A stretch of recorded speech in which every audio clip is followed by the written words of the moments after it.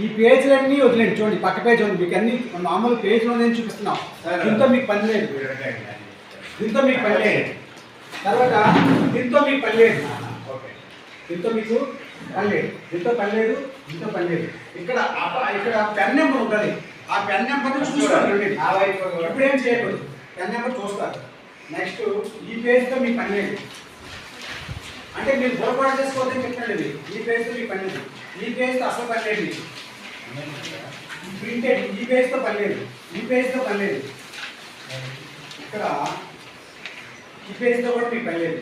ఇక్కడ వైట్ పేపర్లు వచ్చాయి కదా, వైట్ పేపర్లో ఫస్ట్ని టూల్ ఉంది, మీ సాధన అవుతుంది కదా, అది మీది కాదు, అది ఇప్పుడు కాదు, ఇదే కాదు.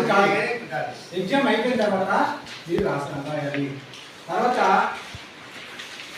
టూల్ 2 అంటే సాధన 2 ఉంది, అది సార్ నింపుతారు. అంటే మీ తాలూకా నోట్ బుక్స్ లేకపోతే మీ పెర్ఫార్మెన్స్ ఏదో ఉందో దాన్ని చూసుకొని కూడా దాన్ని బట్టి మాట్లాడతారు. అలాగే ప్రాజెక్ట్ వర్క్ ఉంది, అది కూడా ఇప్పుడు చేయొచ్చు, అదే టైం లేదు. నెక్స్ట్ ఈ ప్రాజెక్ట్ వర్క్ పక్కన ఒక వైట్ పేపర్ ఉంటుంది, పేపర్ ఊరు పేపర్ ఇది కూడా వదిలేండి. ఇప్పుడు రండి పేజ్ నెంబర్ 11. అందరికి పేజ్ నెంబర్ 11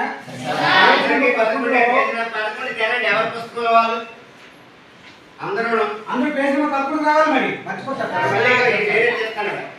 పేజ్ నెంబర్ 11లో మీకు క్వశ్చన్ పేపర్లు ఎలా ఉంటాయంటే ప్రతి అందరికీ ఒకటే ప్యాటర్న్ అనమాట. క్వశ్చన్ పేపర్లో 15 బిట్లు ఇస్తాడు. 10th మాట్లాడి 15 బిట్లు ఇస్తాడు. 15 బిట్లు ఇస్తాడు 9th వరకు. 15 బిట్లు ఇచ్చేటప్పుడు ఏబిసి ఇస్తాడు కదా. అందులో చాయిస్ ప్రకారం మీరు ఈ 15 బిట్లకు ముందు ఇక్కడ రాసుకుంటారు. రిటర్న్ మనం అందరూ ప్రతి కదా, అలాగే ఇక్కడ ముందు రాసుకుంటారు, ఏబి రాసుకుంటారు.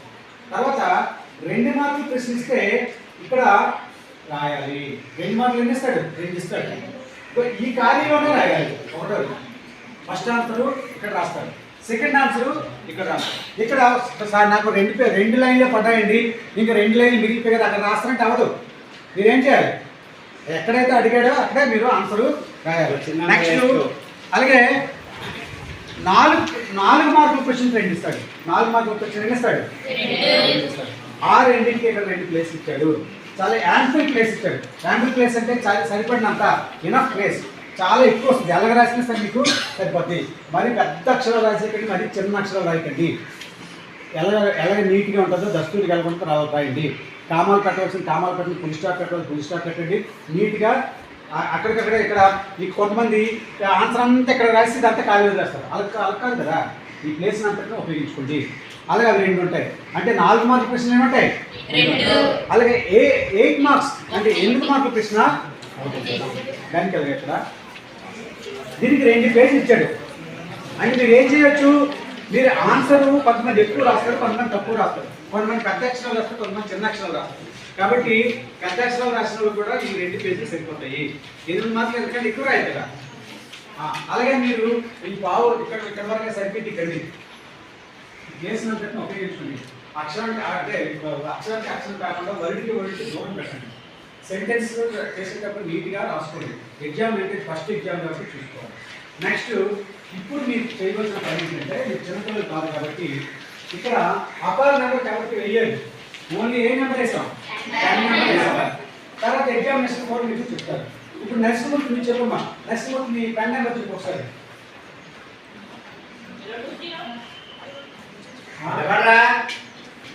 ముందు ఆయన చెప్పమ్మా. 20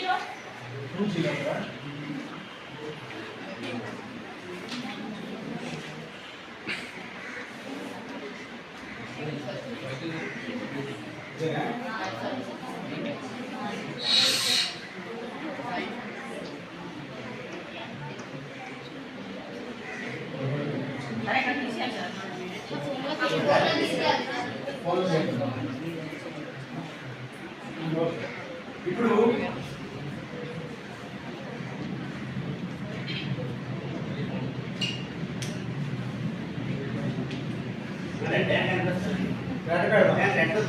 పిల్లలకి బ్లాక్ అండ్ బ్లూ పెన్ తోనే తిట్టండి మీరు. బ్లాక్ పెడదాం. ఓకే, ఇక్కడ చూడండి. చెప్పమ్మా నెక్స్ట్ 20 30 30 30 3 4 చెప్పు 3 4 3 4 double 0 0 4 5 1 4 5 1 ఇలా వేసి ఉంటారు మీకు 10th వాళ్ళకి వేసి ఉంటారు మీకు కూడా వేస్తున్నారు. అప్పుడు ఏం చేస్తారు మీరు ముందు జీరో పెట్టుకుంది ముందు ఖాళీ బాక్స్ ఉంది. ఖాళీ బాక్స్ దాంట్లో లో ఒకవేళ జీరో ఏమైనా పెట్టుకోండి. వాళ్ళు ఏదో కోడ్ చెప్తారేమో అని ఉంచాం. తీరా ఏం చెప్పలేదు, జీరో వేయండి. జీరో వేసుకోవాలి అందరూ కూడా. ఈ అందరికీ సంఖ్య విలువలు తెలుసు కదా. ఒక అంకె ముందు ఎన్ని సున్నాలు వేసినా అంకె విలువ మారదు. ఉంది కాబట్టి జీరో వేస్తే విలువే మారదు. సరే కదా.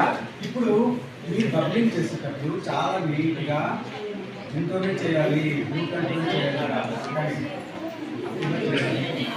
ఫస్ట్ ఏముంది జీరో. ఇలా పైకి రాకూడదు, పైకి అలాగే రాకుండా. నెక్స్ట్ చాలా జాగ్రత్త చూడాలి. ఎవరాడే సాగర్ కాదు పక్కని ఇదేరా 10th క్లాస్ అబ్బాయి. చూడండి మీరు తర్వాత మీరు కన్ఫ్యూజ్ అయిపోతారు. మీ కళ్ళు మనం జాగ్రత్తగా పెట్టుకోవాలి.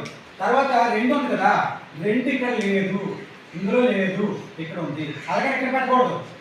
దీనికి తిన్నగా చూసుకొని ఇక్కడ 2 అంటే అక్కడ 2 ఎక్కడైతే ఉందో ఈ దానికి పరీక్ష కాదు, ఫర్దర్ చాలా పరీక్షలు రాయాలి. దానికి పనికి వస్తుంది. ఇప్పుడు ఇంతలా క్లాస్ ఇప్పుడు మీకు తర్వాత కూడా మీకు భవిష్యత్తులో బోర్డు ఎగ్జామ్ రాయాలి.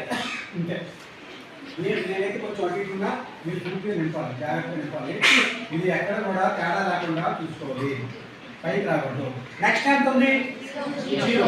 ఆ జీరో జీరో పెట్టింది. మీరు ఏంటంటే హార్జెంటల్ గా లైన్స్ మాత్రం చూసుకోవాలి. జీరో. నెక్స్ట్ ఏముంది 3. ఇలాగ చూసుకోవాలి, గీత గీయొద్దు.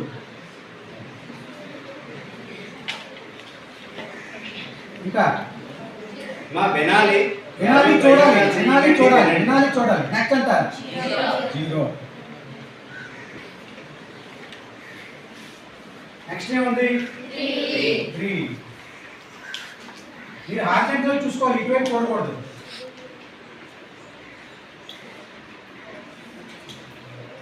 నెక్స్ట్ 4.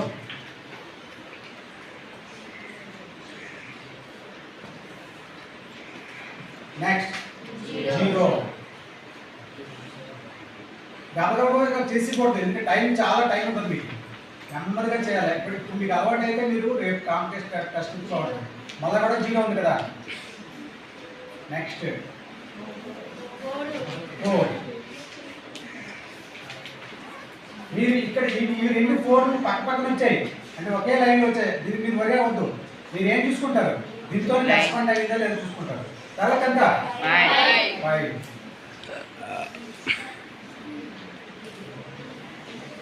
తర్వాత ఎంత ఉంది 1. ఇంతటితో మీకు ఈ పని అయిపోయింది. ఇది దీన్ని ఏమంటాం మనం అపార్ లేదా కనుకోడు 10 నెంబరు మనం బబ్లింగ్ చేసాము. ఇప్పుడు మీకు రేపు ఎగ్జామ్లో కూడా ఎప్పుడైనా మీరు డిఎస్సి కానీ లేకపోతే ఏదైనా కాంపిటేటివ్ ఎగ్జామ్లో కూడా మీ నెంబర్ ఇలాగే స్కాన్ అవుతుంది. ఈ నెంబర్ కంటే ఈ నెంబర్ స్కాన్ అవుతుంది. మీ పరీక్షలు అలాగే చేస్తారు. ఇప్పుడు